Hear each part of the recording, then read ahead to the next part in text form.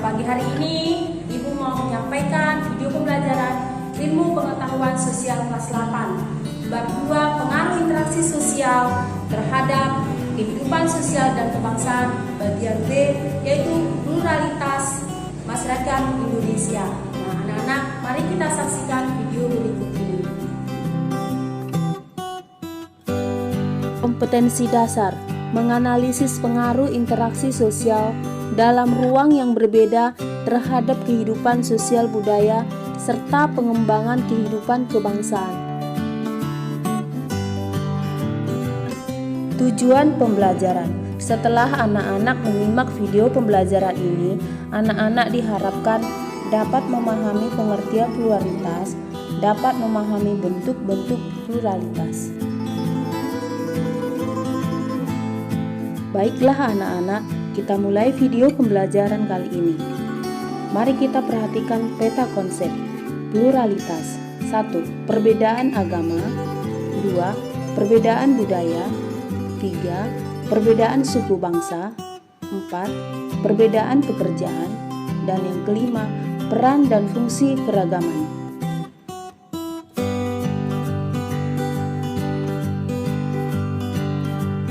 Perhatikan gambar tersebut yang menggambarkan keragaman agama di Indonesia. Masyarakat Indonesia dikenal sebagai masyarakat religius. Beberapa agama dan kepercayaan dapat ditemukan di berbagai wilayah Indonesia. Indonesia juga memiliki banyak suku bangsa. Itulah sebabnya Indonesia kaya dengan budaya atau adat istiadat. Kondisi geografis dan sosial Indonesia juga memengaruhi berbagai kegiatan ekonomi masyarakat. Karena itu kita dapat menemukan berbagai pekerjaan masyarakat Indonesia di berbagai tempat.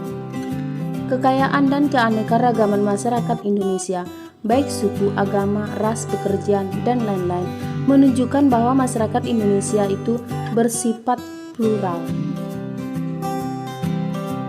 Anak-anak, ada yang tahu apa itu pluralitas?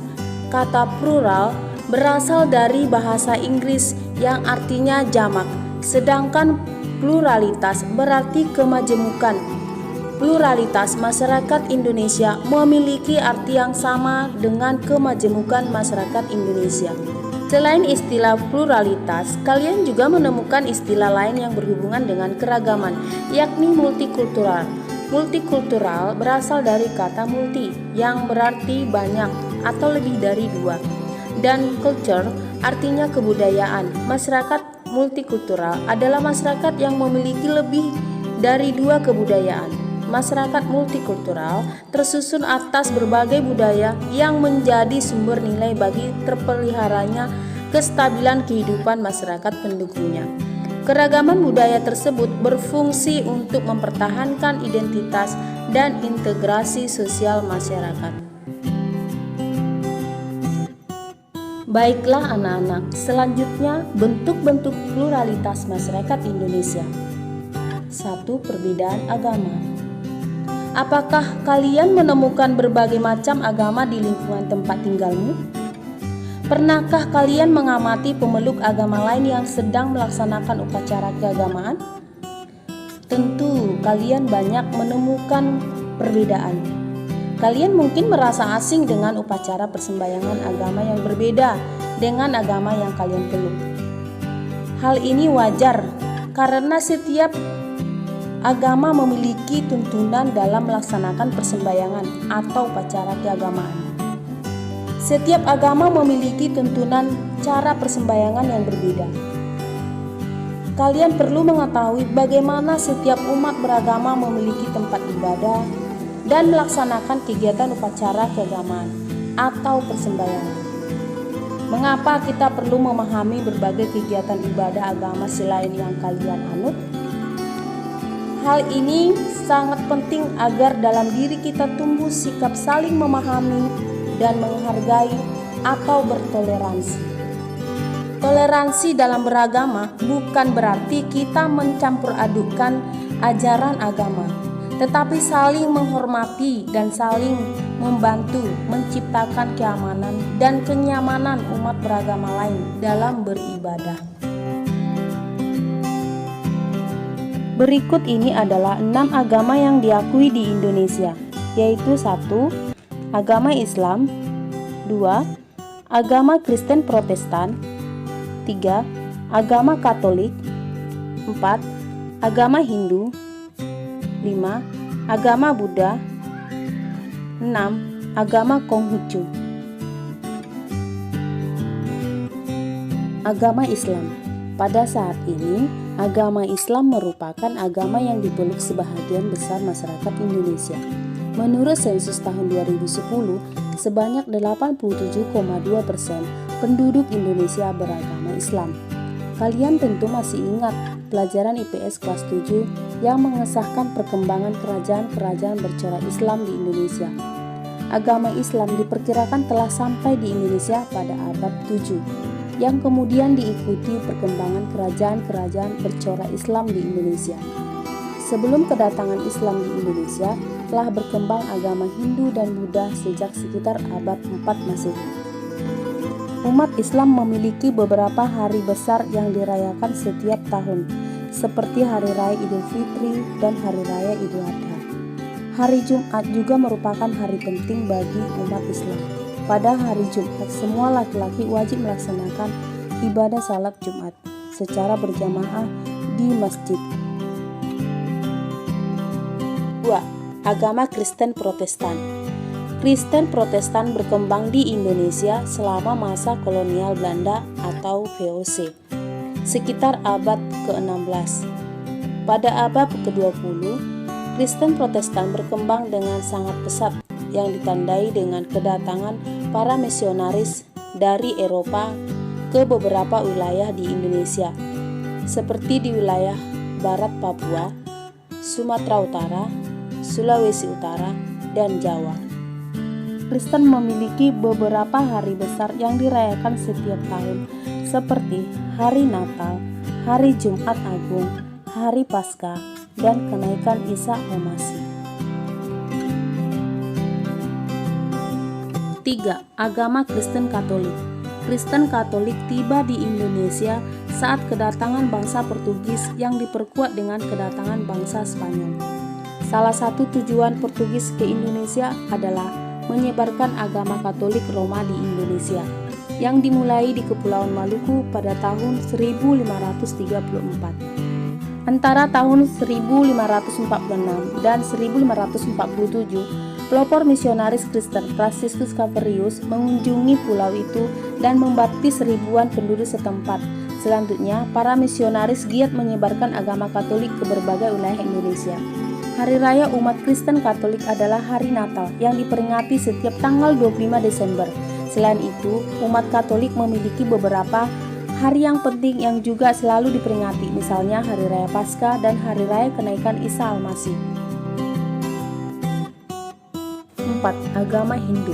Agama Hindu diperkirakan telah masuk ke Indonesia sejak awal abad Masehi. Beberapa upacara keagamaan pada hari-hari penting agama Hindu, misalnya Hari Raya Galungan, Hari Raya Nyepi, dan Hari Raya Saraswati. Agama Hindu kaya akan berbagai upacara atau tradisi keagamaan. Tradisi-tradisi warisan agama dan kebudayaan agama Hindu juga mempengaruhi kebudayaan Indonesia yang masih berkembang hingga kini.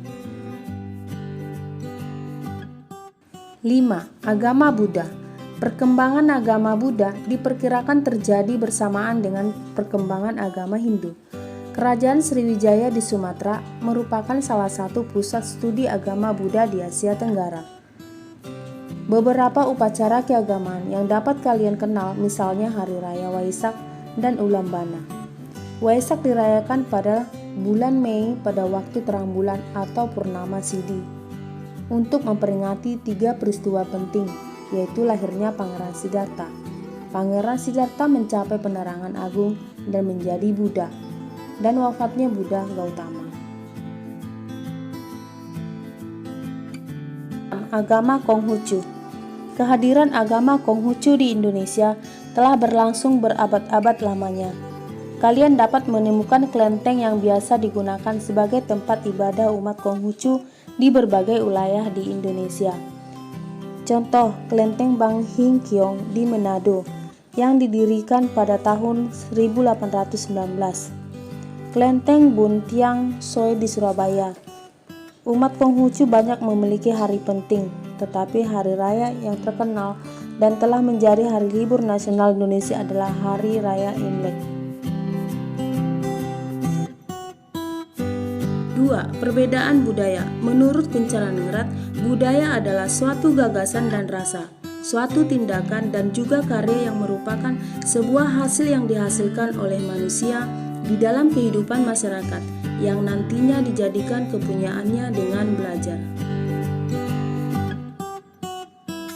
7 unsur yang membentuk kebudayaan antara lain sebagai berikut. 1. Peralatan dan perlengkapan hidup manusia. 2. Mata pencaharian hidup dan sistem-sistem ekonomi. 3. Sistem kemasyarakatan. 4. Bahasa. 5. Kesenian. 6. Sistem pengetahuan. 7. Religi. Baiklah anak-anak, selanjutnya 3. Perbedaan suku bangsa. Bangsa Indonesia memiliki lebih dari 300 kelompok etnik atau suku bangsa. Suku Jawa adalah kelompok suku terbesar di Indonesia dengan jumlah mencapai 41% dari total populasi. Bahagian besar di Pulau Jawa, terutama di Jawa Tengah dan Jawa Timur. Banyak dari anggota suku ini telah bertransmigrasi dan tersebar ke berbagai pulau di Nusantara, bahkan bermigrasi ke luar negeri. Suku Sunda, suku Melayu, dan suku Madura secara berurutan adalah kelompok besar berikut di negara ini. Contoh nama suku bangsa dan lokasi atau tempat yang paling banyak didiami di Indonesia bisa kamu lihat pada tabel 2.1 di buku IPS halaman 110.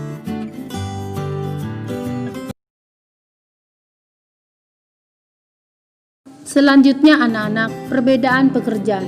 Pekerjaan merupakan salah satu bentuk kegiatan ekonomi yang dilakukan masyarakat untuk memenuhi kebutuhan. Pada saat ini, kalian dapat menemukan berbagai jenis pekerjaan, baik sektor formal maupun non-formal. Pekerjaan sektor formal adalah berbagai pekerjaan yang dijalankan oleh pelaku usaha resmi, baik pemerintah maupun swasta. Para karyawan perusahaan, pegawai kantor bank, pegawai pemerintah, dan guru merupakan contoh pekerjaan pada sektor formal. Pada jenis pekerjaan formal ini, individu terikat secara langsung oleh sistem yang berlaku. Demikian, mereka bekerja penuh dengan aturan yang mengikat.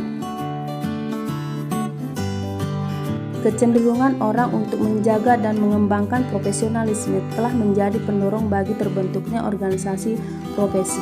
Berikut beberapa organisasi profesi tersebut. 1. PWRI, Persatuan Wartawan Seluruh Indonesia.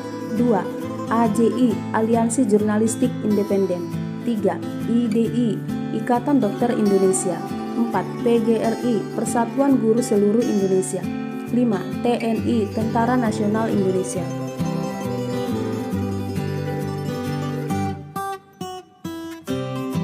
Selanjutnya anak-anak, 6. Peran dan fungsi keragaman budaya. Berikut ini beberapa peran keragaman budaya terhadap pembangunan nasional. 1. Sebagai daya tarik bangsa asing. 2. Mengembangkan kebudayaan nasional. 3. Tertanamnya sikap toleransi. 4. Saling melengkapi hasil budaya. 5. Mendorong inovasi kebudayaan.